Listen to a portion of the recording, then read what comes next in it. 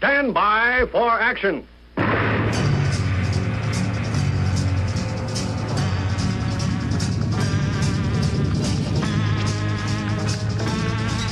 Thanks for joining me. My name is Dave Milner. I am the Unpleasant Blind Guy. Before we begin this time, I want to give a shout out to a few people who have made some kind comments about last week's show. Thanks to Kel. He's a blogger and talk host in his own right. He is LANTARIAT on Twitter, and Genie5Tam on Twitter for their nice comments about last week's show. Now, let's get right into it because we've got a lot to cover. What we're talking about is part 2 of what we began last week, which was to answer the question, does the left, progressives, statists, whatever you want to call them, really have the best grip on reality? Do they, as they claim, really live in the real world?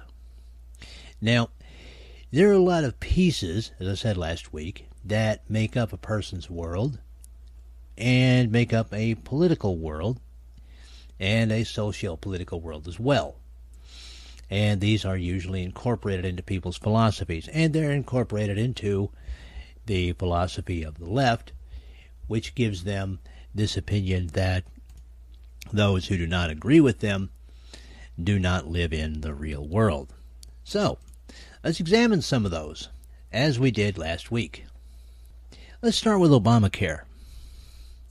Obamacare has been billed by the left as the best quality health care for everyone.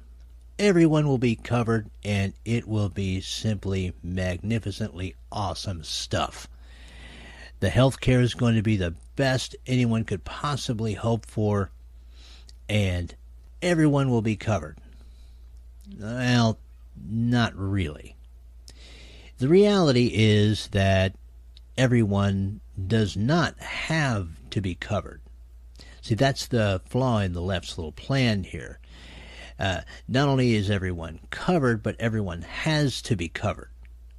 See, in order for this thing to work, as far as they're concerned, everyone has to be a part of it. But everyone isn't a part of it. Now, who's not a part of it? Certain big businesses, the IRS people who will be in charge of taxing people to pay for Obamacare and also bringing charges and levying fines against those who don't, Congress, and of course the man whose name is on this, President Obama himself. None of these people and their families will have to participate in Obamacare. So this is so great.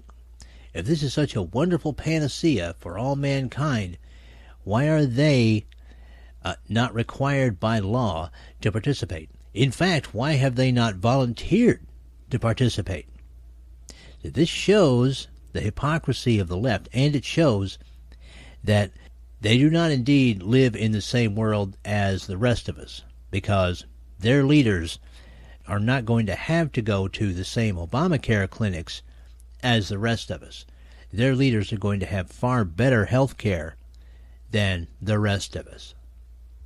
Now, let's move on to the next piece. White racism. Now, since the Zimmerman trial, there has been a lot of talk about racism in this country, and a lot of airtime has been spent on it. I didn't cover it at the time myself, on purpose, because so many other people had been. And what I noticed was a continuation of the theme. And the theme on the part of the left appears to be that only white people can be racist. That no one of any other ethnicity can possibly be racist. To the elite left, white is bad Any other color is good. And any mention of anything else will not be tolerated. That is why we heard story after story about the Zimmerman trial and exhortations against white racists, as we've been hearing about racism against President Obama because people don't agree with him, dog whistles, soft racism, all of these other things. But the media is strangely silent when it comes to stories of racism practiced by people of other colors on white people. Now, why is this? Could it be that they are so immured in the mindset that they've been taught for so many years that their mode of thought simply will not allow them to recognize what is real anymore? I kind of think it has to be that way. Now, of course, their leaders use all of this as a tool to stay in power. Keep us in power, and we'll keep those evil white racists in check. But it seems like the followers on the left have been propagandized into the view that nothing will ever change and that anything else is completely out of the realm of reality. Now, I think those people with common sense realize that racism, as ugly as it really is, exists in all ethnic groups. It should be addressed, and in the end, everyone should have equal respect for everyone else. That's the view of people on the right, and that's the view of right-thinking people. Unfortunately, that's not the view of the left. So once again, the left does not live in the real world. Now, let's move on to double standards in news coverage and speech. Now, I don't have enough time to go through all of the examples of this that there are. But you see it all the time. If it is for instance, a news story that will further the statist cause, it gets all kinds of coverage in the news. Special reports, every night, every day, round-the-clock coverage. But if it's a story that does not suit the statist meme, it gets little or no coverage. We've seen this time and time again, as with the Zimmerman trial versus some of the other crimes that have happened since then perpetrated against whites. It doesn't follow the meme, so it doesn't get covered. Now, let's turn to speech here. Again, double standards. Bill Maher can call Governor Palin a, cover your kids' ears, cunt on his show, and everyone says that's okay. Bill Maher is supposedly a comedian, so he has license to say whatever he wants. All right? However, when someone on the right disagrees with President Obama, they're immediately branded a racist. If they disagree with the designated, I'm sure, nominee for the Democratic Party for 2016, Hillary Clinton, or as I like to call her, Slick Hilly, they're immediately branded a sexist. The hate mark is put on almost anything that almost anyone on the right says, and hate speech on the part of people on the left is completely ignored by the media. Again, because the people making those statements on the left are progressing the leftist meme, progressing the leftist agenda. So, they have to be protected, and they are protected. Now, in a two-sided world like that, what is reality? Well, a lot of people would say that reality is shaped by the media. And I'd agree to that to a certain extent. But if responsible people in the media want to truly show reality, they'll show both sides with equal emphasis and without double standards. Because if they don't, then they present a distorted view of the world to everyone that is not real. And it's no wonder that some in the progressive movement believe some of the things that they do, because their world consists partly of information that they get from people who, frankly, don't want them to have both sides of any story. Now, I'm going to move on to something else here and do a more complete show. I will tell you this.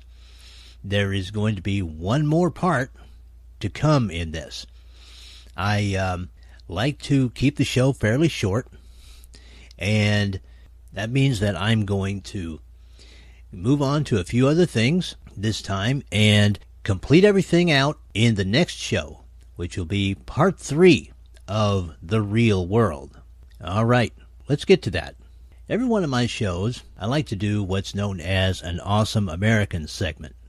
And for those who are new to listening to me, this is something that I started to do due to listening to Greg Gutfeld joke on Red Eye about how Paris Hilton was America. Now, of course, this was a joke, and I took it as a joke.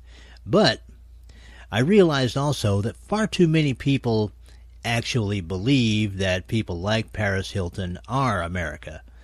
And nothing can be farther from the truth. Each and every day, ordinary Americans are doing fantastic things.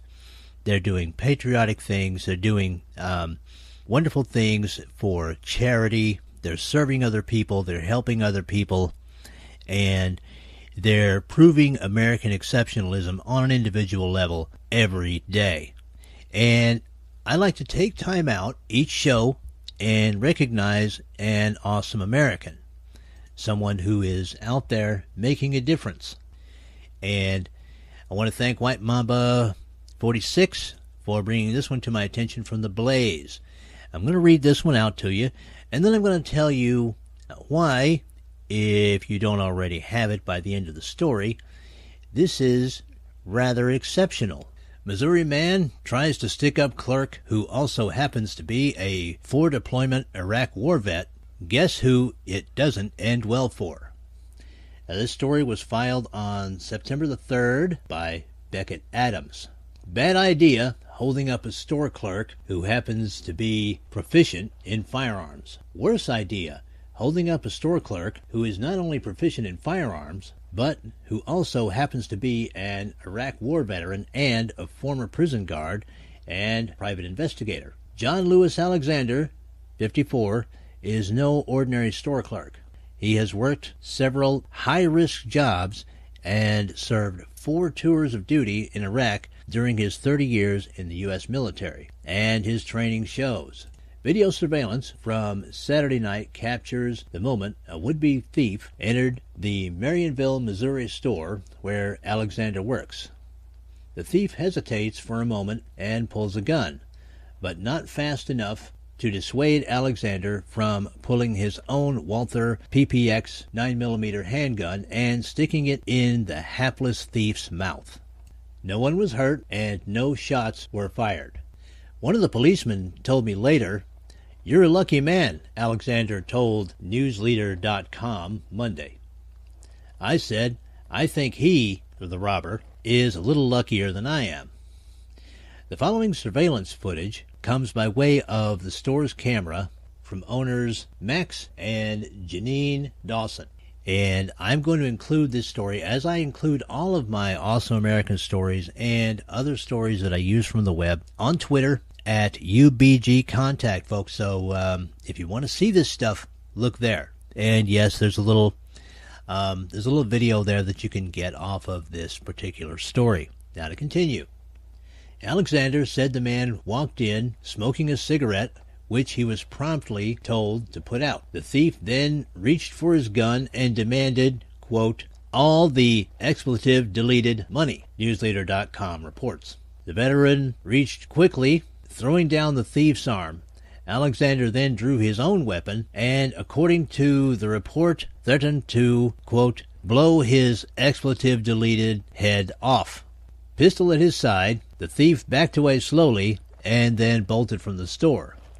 The store clerk remembers being amused by the fact that he, quote, didn't bother holstering his weapon, end quote. Dawson fully supports Alexander's handling of the situation, saying, quote, I think it's a great thing, end quote. Meanwhile, the store clerk explains that he never fired a shot because the thief's weapon was never pointed directly at him. If I had seen the actual barrel of the gun, I would have pulled the trigger, he said. My life wasn't threatened. He adds that he didn't immediately tell his wife Pam about the incident because he didn't want to upset her. However, she eventually saw a copy of the surveillance footage. It took her a while to calm down, he said, but I got all kinds of lovin' when she came home. The store's owners have since turned the video over to the police. Law enforcement officials have not yet caught the suspect, but they hope for a quick arrest. All right. Now, why is this important? We see this happen a lot. We see store clerks foil robberies. Someone will come in, they'll pull a gun. The store clerk will pull a gun, robbery over. Especially when the robber realizes that the store clerk is packing and they're willing to do what they have to do to protect themselves. So why is this guy particularly an awesome American? Why is he different? There are a few reasons. First of all, he's an Iraq War veteran, which automatically makes him an awesome American in my book. And secondly, because it shows that when used responsibly, legal firearms can stop the bad guys, and it doesn't have to be a bloodbath. Again, this is one of the left's main points about firearms. Only the government should have firearms because if civilians have them, it'll be Dodge City in every street, and the streets will run red with the blood of the innocent. But what this shows clearly is a man who has been well trained in the use of firearms and who made judicious use of a firearm, never having to fire a shot and yet foiling a robbery. And that is why John Lewis Alexander is my awesome American for this show. Now, before I let you guys go, I want to do something I rarely do, but it's kind of time sensitive, so I'm going to do it anyway. A little bit of fun. Halloween will be coming up before you know it, and I know there are a lot of people who listen to this program who read, and I want to throw out there a recommendation for one of my favorite books. I'm talking about A Night in the Lonesome October by Roger Zelazny. Now, you should be able to find this in secondhand bookstores, and it's also available through Amazon. It's good for people who like animals. It's good for people who like old movies. It's good for people who have a little bit of imagination. I highly recommend it. Let's put it this way. It had 35,000 in its first printing. Roger Zelazny is an excellent writer, and if you like a little bit of fun fantasy, or as I say, old movies, or things of that nature, this might be something fun to pick up, and I recommend this now because it's kind of nice to have this in your hands before the month of October begins. Now, in a couple of days, people, it's going to be the anniversary of 9/11. I am in sincere hope that there are no attacks or anything of that sort that will happen on that day. I hope that you will all send prayers, good thoughts, positive mojo, whatever you got, to the families and living victims of the 9/11 attacks and all of the terrorist attacks that have occurred since that time, and to our military forces and first responders worldwide. It's my hope that these prayers and good thoughts will be needed no more than for an ordinary day. I worry about this, however, because our president has shown himself through his reaction to Benghazi and the Cairo attack on last year's anniversary of 9/11 to be extremely weak. We are no longer viewed as the strong country that we once were, and we are no longer respected in that way.